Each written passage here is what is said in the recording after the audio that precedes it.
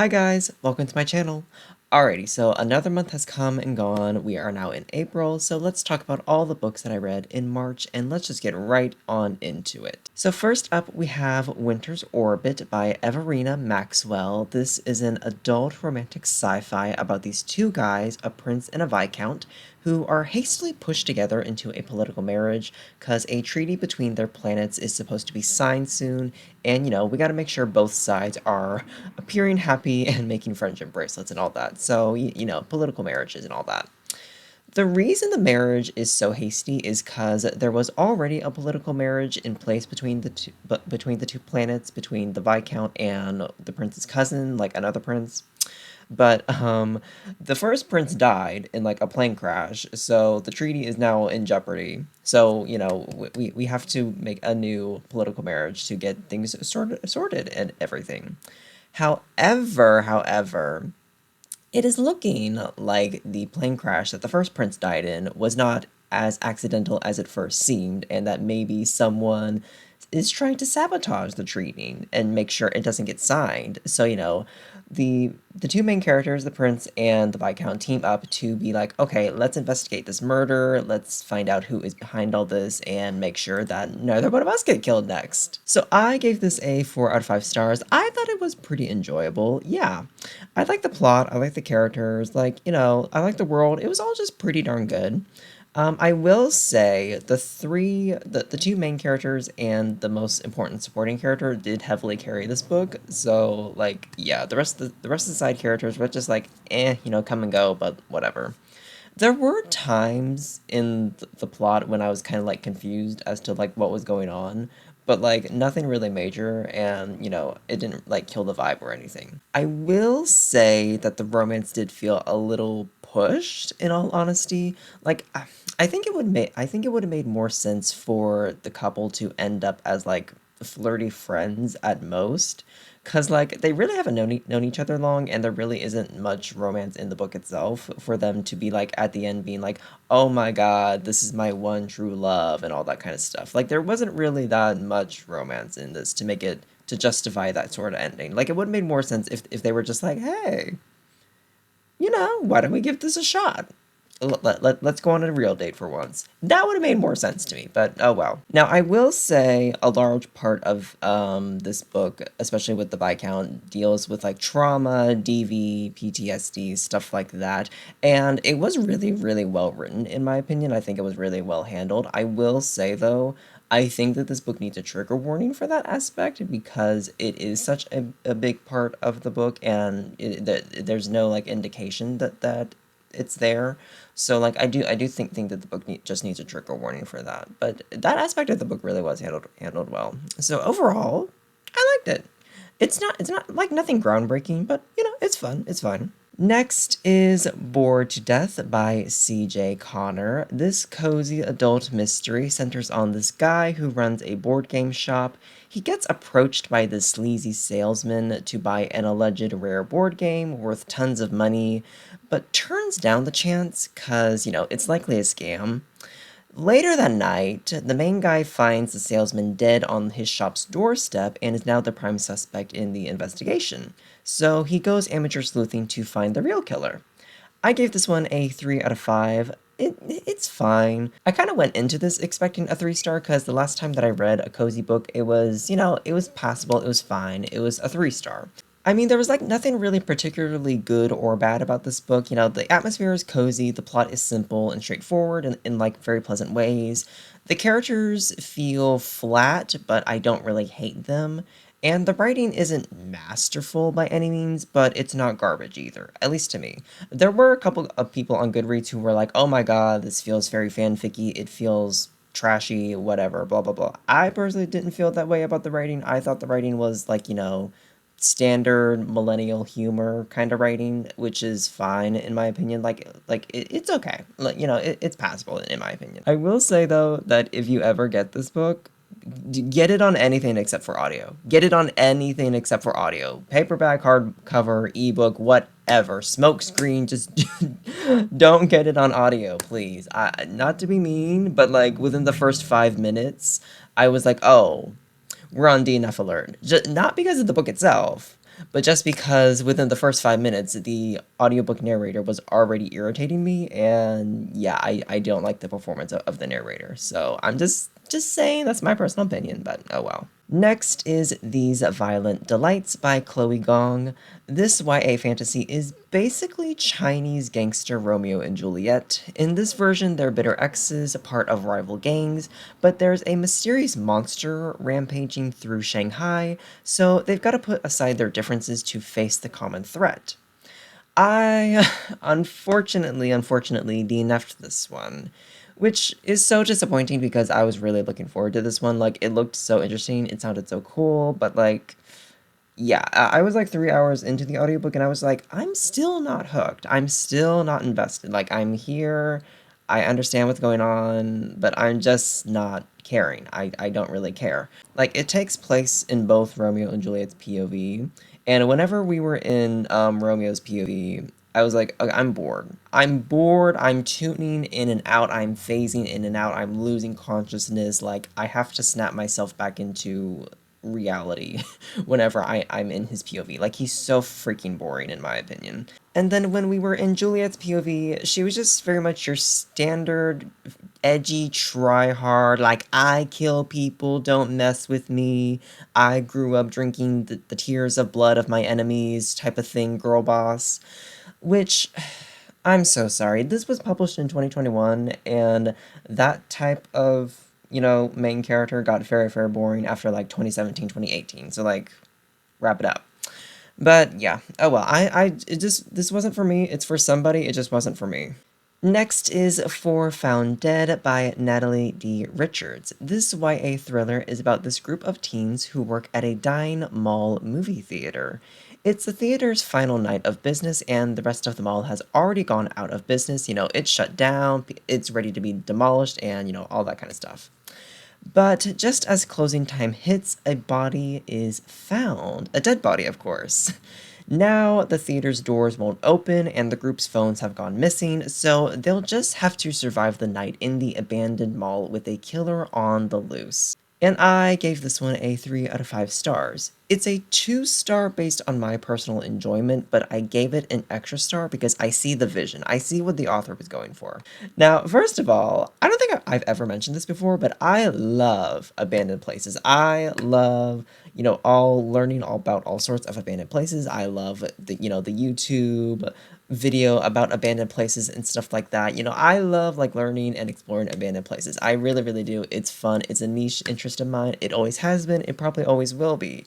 So when I heard that this was about, an abandoned mall, I was like, oh, that's fun. That's fun. I really, really love that. And there was another book by this author. I believe it's called Five Total Strangers that I really, really loved. I read it like a few years ago, back in like 2020, 2021, something like that. And I really loved that one. So I was like, okay, Abandoned Mall, author I liked before. Why not? Let's give it a chance. The thing with this book is that I'm not the right audience for it. I'm not. This reads very much as baby's first thriller for like the younger YA 13 to 15 type of crowd who like are just starting to get into the genre. Like, they're probably just like a little bit too young for most thrillers, especially even most YA thrillers.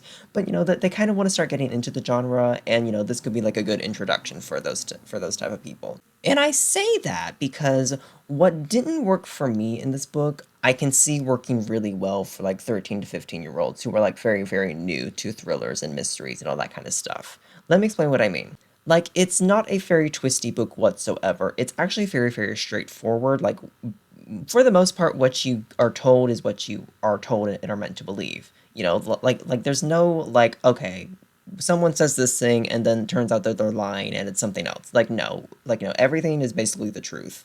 So, like, it's not a very twisty book. The characters are not complex really whatsoever. The way that the story is written, there's really no tension for someone who reads a lot of thrillers. But for someone who, especially a kid, who is just like getting into the genre and doesn't really know, like, okay, I can call out this, I can call out that, blah, blah, blah. I can see them being very much on edge and be like, ooh, what's gonna happen next? And there's like no graphic detail whatsoever. Like I know it's YA, but like sometimes in upper YA you kind of get a little bit of graphic detail with like blood, drugs, stuff like that. There's none of that here. Like the violence is very much kept to a minimum. Like there's no graphic detail whatsoever. Like it's very tame. So yeah, like I said, it didn't really work for me because I read quite a lot of thrillers. Like, I'm decently read in the genre, so like it didn't really work for me. But for someone like, who's like middle school or early high school, who's like just starting to get into the genre, I think that this could be a good like way to ease them into the genre, of course, yeah. Next is 1984 by George Orwell. This adult literary dystopia is a commentary piece on authoritarianism. That word has been fucking me up, so just. And what happens if the government is allowed too much power to encroach on people's freedoms with no pushback? The plot is about a guy who works for the government talking about the world around him, eventually getting into a relationship with a lady and counting his days until the government inevitably makes him disappear for not being fully obedient to everything. Y'all are gonna hate me, especially like Americans on TikTok, because I know that this is very much a TikTok book right at the moment, but I gave this one a 2 out of 5 stars. Yeah. I'm simply not the right audience for this book, I think. I'm sorry, like, I don't think I am.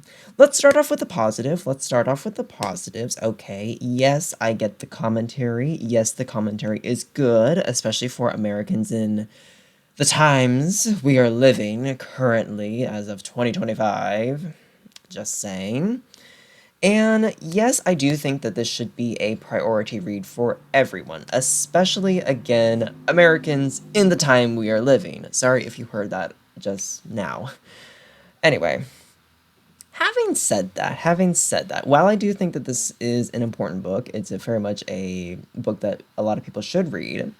Uh, having said that, I'm not the audience for this book because the message is not really meant for me. I don't think it is. It's not meant for specifically me and people like me. Why? Two reasons. One, I already know the stuff that this book is preaching about pertaining to like government invasiveness and propaganda. Like, the government and people at the very top, fascists just want power for the sake of power. And they want to control for the sake of controlling people. And they want everyone to be exactly like them and to be blindly obedient. Yes, I get that. I understand that. I've known that for a decent while. Not forever, obviously, because look at me, I'm young. So, learning and stuff like that. But, like, I've known it for a decent minute. So I already understood the message that this book was preaching. Two, the message of this book very much has the vibe of, like, liberals are going to hate me when I say this, looking directly at like cisgendered straight white people and saying the government invasiveness can happen to you too. It doesn't just happen to the minorities. It doesn't just happen to the queers and the black people. It doesn't just happen to the foreigners. It can happen to you too, you normal, upstanding citizen who is everything that the government wants you to be. Like it very much gives that sort of vibe. Again, probably people are going to hate me for saying that, but that's very much the vibe that I got from this book. Like, okay, I'm not really the audience for that message, so, like, on that front, I don't personally get any grand revelation and change in thought with the commentary that, like, say, cishet white moderates and liberals would get. At best, I get to play, like, connect the dots with what happens in the book and real life and go, ooh, yeah, that was a good prediction. Ooh, we're seeing that happen in real time. Oh, that's happening too. Great. Ooh, hate that. Ooh. And then aside from that, just looking at this from like a story perspective, like a plot, character, all that kind of stuff. Just looking at this from like a story perspective, I found it so incredibly boring. I did. I'm sorry, I did. And like and like, that was kind of inevitable because like books like these, like a lot of literary books, the point is not really the plot or the characters. Like, it's not really the point of the story. It's more so the point is, the commentary, the world building, the commentary. Like, I get that. The point of this book is not to create an interesting story, it's to create commentary and basically 400 pages of world building commentary for the world we live in and the predicted future of when this book was written. So, like, I get that, but even still, just On a story level, the plot was boring. I did not like any of the characters. I found them all flat and dull. So, yeah, did I really enjoy this? No, not really. And no, I didn't get any grand revelation and change of thought out of it. But do I still recommend this? Do I still recommend reading this? Absolutely. Absolutely. Especially if you are American, absolutely. Freaking go read this book. Like it is very, very relevant. It is very, very relevant. Not even just to America, but just to everywhere in the world a lot for the most part, because fascism is on the rise all over the world, as we are seeing. So yeah, but like, girl, especially Americans, like, girl, we are well on our way to living a version of this book's world. So like, yeah, I do recommend go reading this book. Even if I didn't enjoy it, just go read it. Next is Rule of Wolves by Lee Bardugo. This new adult fantasy is the second book in the King of Scars duology, and the seventh book and final book in the Grishaverse series. Basically, weird magical shit is happening all around the country, and there's a world war on our hands as old and new evils close in all around us. Like, that's the basic gist of what's going on. Without spoiling anything from this duology and the previous two series that come before it. I gave this one a 4 out of 5 stars, which is interesting because I've been reading this one since January, and I finished it in March. Like, I had to take multiple breaks for some reason. I can't tell you why I had to take multiple breaks when reading this book. Like, I literally cannot tell you why I got so burnt out with reading this one a lot of times. Like, I literally had to come up with a plan of, like, okay, read 100 pages, go read something else. Go read 100 pages, go read something else. And I don't know why. I still cannot, to this day, tell you why, even after a few weeks of finishing this one. I literally have no idea why I was like that with this one. Because by the end, when it was all said and done, I still gave it a 4 out of 5 stars. I really liked what was going on. I enjoyed the plot. I liked the characters. I liked, the developments and everything. I liked where everyone ended up. I liked the setup for a future third Six of Crows book. I liked everything. I did. By the end of this, I was very, very sad that there are no more mainline Grishaverse books for me to get through. Like, oh my god, I've read the entire series. I'm sad. I'm sad. Miss Bardugo, write something new. Miss Bardugo, we need something new in the Grishaverse. Please, please. Ugh. Anyway, let's move on.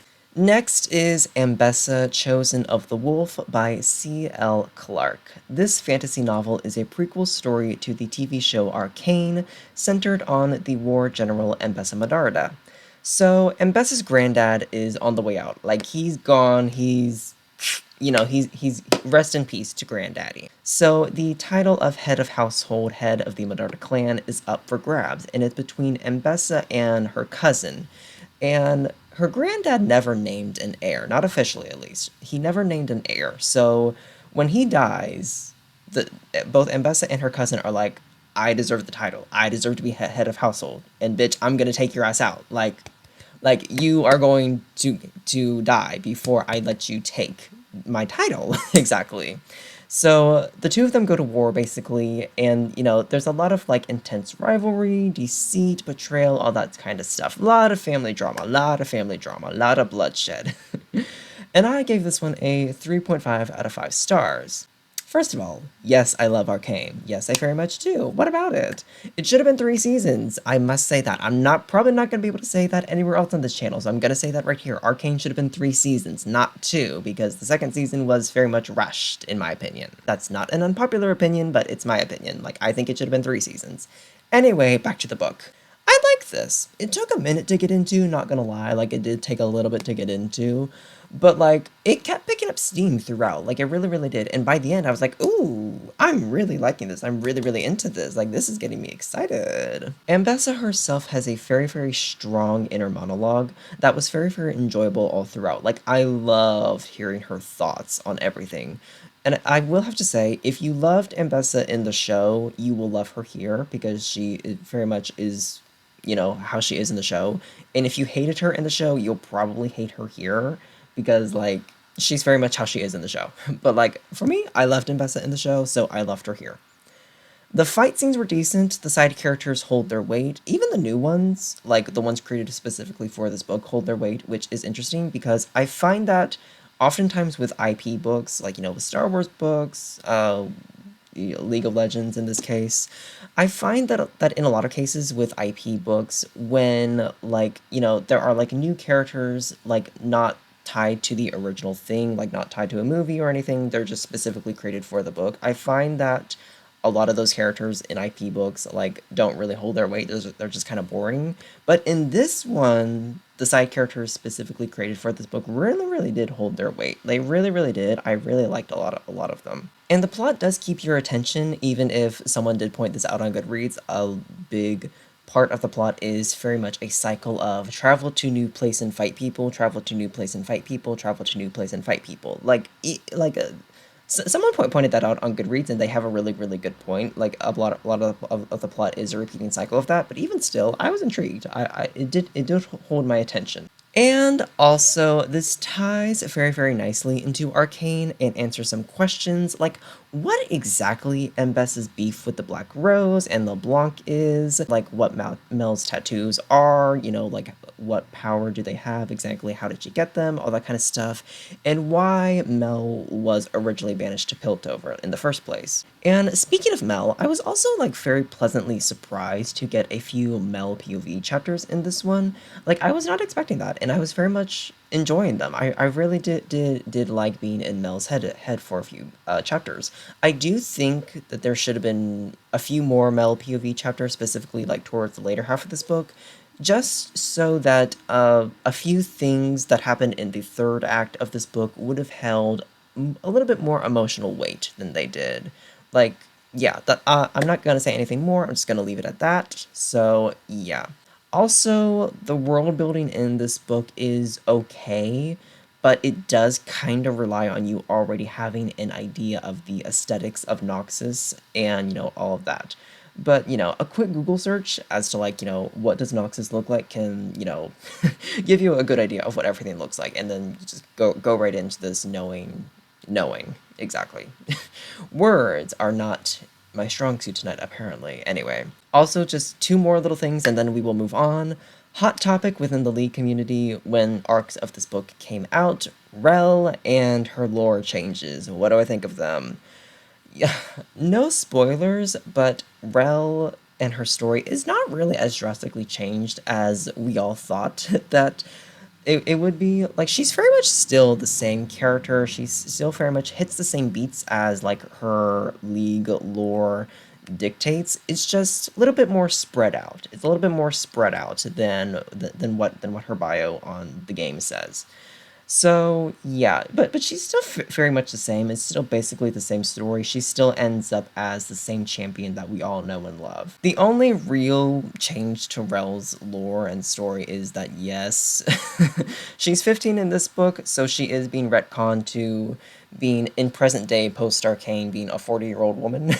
So but like other than that, I think it's worth it. I think it's a worthy sacrifice for how interesting she really, really is in this book, because I really did like Rel in this book. Like she's never been one of my favorite champions. She's never been one of my favorite champions. But like in this book, I was like, okay, I really like Rel. I see why she has a dedicated, if niche and small, but like I see why she has a dedicated fan base. Like I really do like Rel. And also, note number two, and then we will move on. I really loved that they brought Ambessa's voice actress, Ellen Thomas, to narrate this. Like, she was quite enjoyable. I really did like hearing her narrate this, and it really did enhance my experience, in all honesty.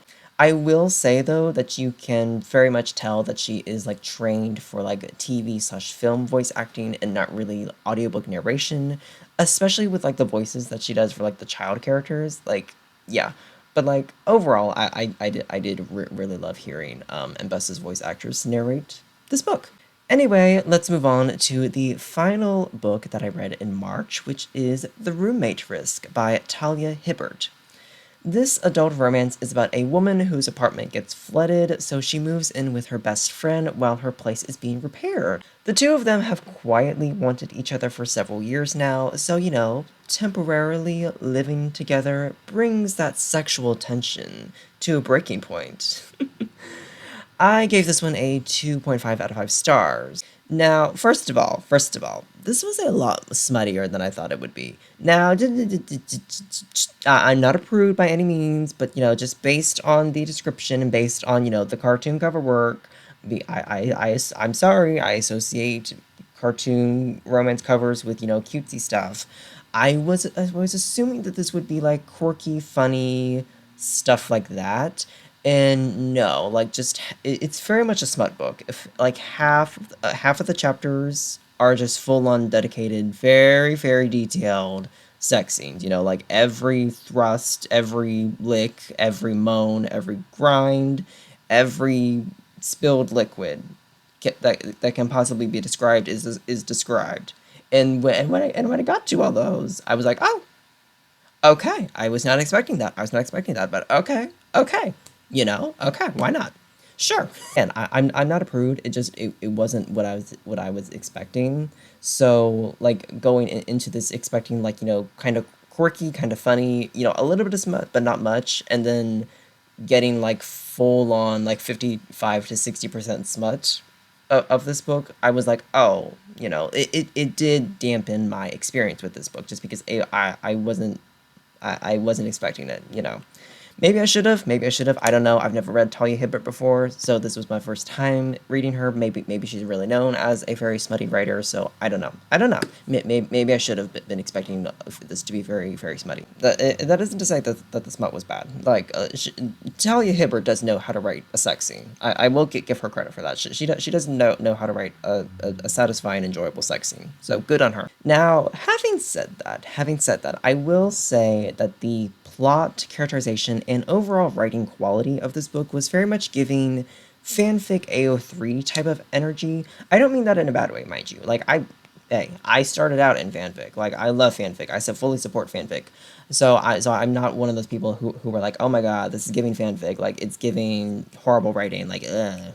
No. Like I love fanfic. I respect fanfic. I'm just saying that like this very much did have the same vibes as like the AU roommates type of fanfics that you see on AO3 a lot of times. So yeah, like when we were in like a non-smut chapter, when they were just like like hanging out and whatever, the guy and the girl were just like hanging out. I was having a very good enjoyable time. Like it was very very enjoyable. But yeah, just overall, not really for me. Like it was a little bit much more than I was just expecting. So it wasn't for me. Like this has an audience, and I respect it. I respect it that it does have an audience. I'm not dragging this book by any means. I very much respect it. It just wasn't for me. I'm not the correct audience for it. So yeah, at least not in this mindset. Like if I had the mindset of like sweaty book, then I probably could have gotten more into this, but I just wasn't in that headspace, so I'm not the right audience for it at the moment. But yeah. Anyway, that is it from me. If you enjoyed this video, then please give it a like, subscribe, and also comment down below your thoughts on any of these books that I have read in the month of March, and anything else that you have read in the month of March. I am very, very curious indeed. I will talk to you guys next time. Bye!